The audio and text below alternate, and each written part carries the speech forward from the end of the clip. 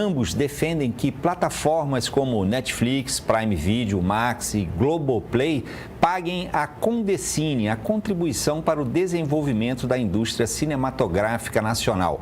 Essa contribuição destina verbas para o Fundo Setorial do Audiovisual, o FSA, e permite um investimento direto em produções nacionais. O PL 2331 de 2022, relatado pelo senador Eduardo Gomes, do PL de Tocantins, corre no Senado e propõe uma alíquota de 3% da receita operacional bruta das plataformas de streaming. O outro, o PL 8889 de 2017, que tem como relator o deputado André Fernandes, do PDT aqui do Ceará, teve o regime de urgência aprovado em 2023 na Câmara dos Deputados e sugere uma Condecine de 6% da receita bruta. Já os representantes do setor audiovisual defendem o dobro, uma alíquota de 12% sobre o faturamento bruto, incluindo publicidade. Para o Ministério da Cultura, a melhor alternativa é um texto substitutivo aos dois projetos. Sobre isso, vamos conversar com Júlio Workman, jornalista e sócio fundador do canal Curta. Boa noite, Juca. Obrigado por atender o nosso convite. O deputado aqui que eu mencionei há pouco, André Figueiredo, do PDT aqui do Ceará. Muito bem, Júlio Workman, Juca. Para os amigos aí, Juca, para quem não é do setor audiovisual, essas discussões em torno desses projetos de lei essas discussões parecem sem muita importância. Mas essa contribuição de gigantes do entretenimento é determinante para o futuro da produção de filmes e séries brasileiras, exibidas nos streamings, no cinema e na televisão, correto? É muito importante. Primeiro, obrigado aí pelo convite, um prazer conversar com você, com sua audiência. É muito importante a contribuição para o desenvolvimento da indústria cinematográfica brasileira e ela não é novidade nenhuma.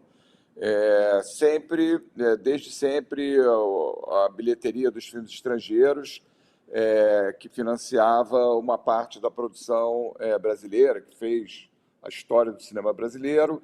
Agora, desde 2012, com a lei da TV paga, o Fundo Setorial do Audiovisual é abastecido com mais ou menos R$1 bilhão por ano, e todo mundo contribui. A publicidade que é exibida na televisão contribui, a programação que é exibida na televisão, programação estrangeira, contribui, a brasileira também, mas um pouco menos, tem um desconto. Então, de modo que não é novidade nenhuma. E para você ter uma ideia da relevância, porque as plataformas de streaming, elas visam fazer os produtos mais comerciais apenas. E o audiovisual de um país não é só isso. A gente faz documentários sobre o Fagner, sobre o Ney Matogrosso, sobre assuntos da sociedade brasileira muito importantes, né? Só o canal Curta, por exemplo, que tem um incentivo do Fundo Setorial do Audiovisual para contratar produções, já produziu mais de 130 longas-metragens documentais e 900 episódios de mais de 100 séries, todas as produtoras financiadas pelo Fundo Setorial, de modo que esses conteúdos eles ficam depois circulando, passam em outros canais e vão ficar nas plataformas brasileiras independentes, ajudando, inclusive, na educação. Né? Porque como é que pode, por exemplo, uma criança estudar sobre baleias e não ver um documentário, não assistir um documentário brasileiro feito no arquipélago de Abrolhos, por exemplo. Então, é muito importante que tenha um financiamento da produção e que esse financiamento seja feito com uma contribuição, não é um imposto, é uma contribuição do próprio setor. E Júlio, representantes do setor audiovisual brasileiro escreveram uma carta aberta ao governo Lula reclamando da forma como o Ministério da Cultura e a base aliada têm articulado a regulamentação do streaming.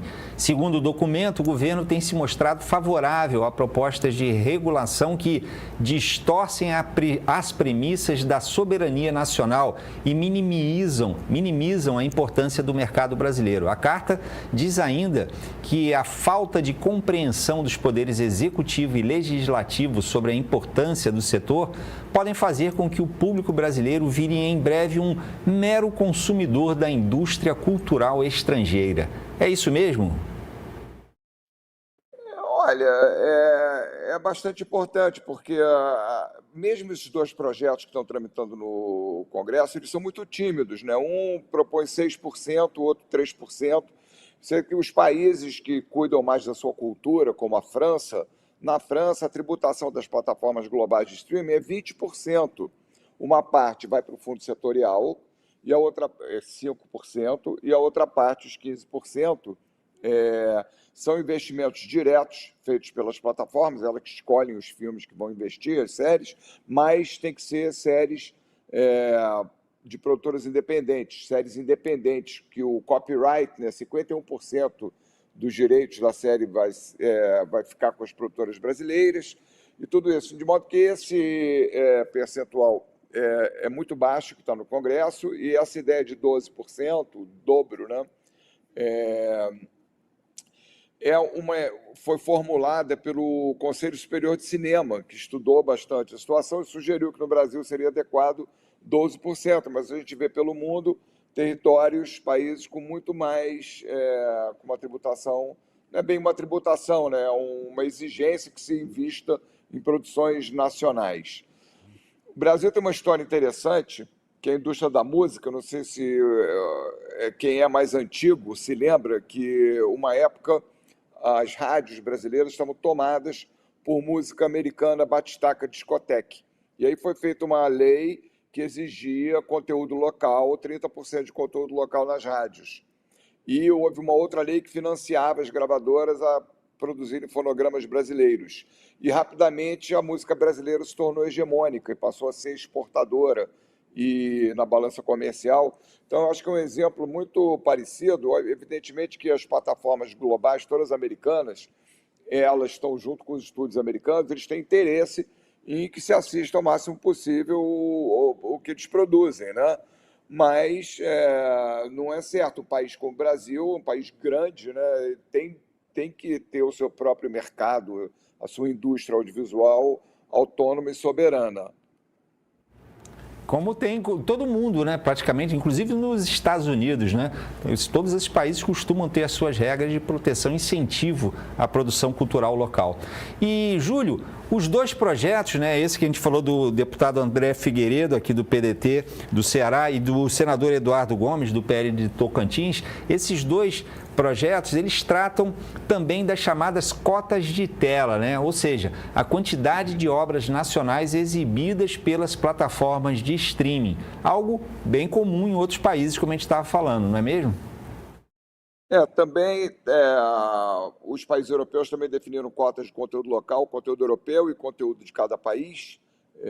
São os melhores exemplos, mais estruturados. A Europa está na terceira onda de regulação do streaming já, né? E agora, eu não vejo com tanta relevância. Eu acho que é importante ter uma cota mínima de conteúdo local, assim como na lei da TV a cabo, ela impôs a presença de canais brasileiros nos pacotes de canais e a presença de conteúdo brasileiro em todos os canais, em proporções diferentes, dependendo do tipo de canal. Então, é importante ocorre que, quando começou a lei, todos os canais exibiam mais conteúdo brasileiro do que a obrigação. Então, de modo que todo mundo sabe que conteúdo brasileiro dá audiência, não é? Então, eu acho que é importante ter uma pequena cota, mas desde que as plataformas sejam obrigadas a contratar e licenciar, né, projetos brasileiros independentes, essa obrigação também já vai preenchendo o catálogo, né, das plataformas estrangeiras. Mas, sim, é importante ter uma garantia mínima. Júlio Workman, te agradecer demais aqui a sua participação. Esse é um tema da maior importância. A gente quer tratar mais vezes aqui desse assunto aqui no Povo News, segunda edição. Muito obrigado. Deve ser falado. Muito obrigado a vocês e um abraço grande. Boa noite e até uma próxima oportunidade. Obrigado, Júlio.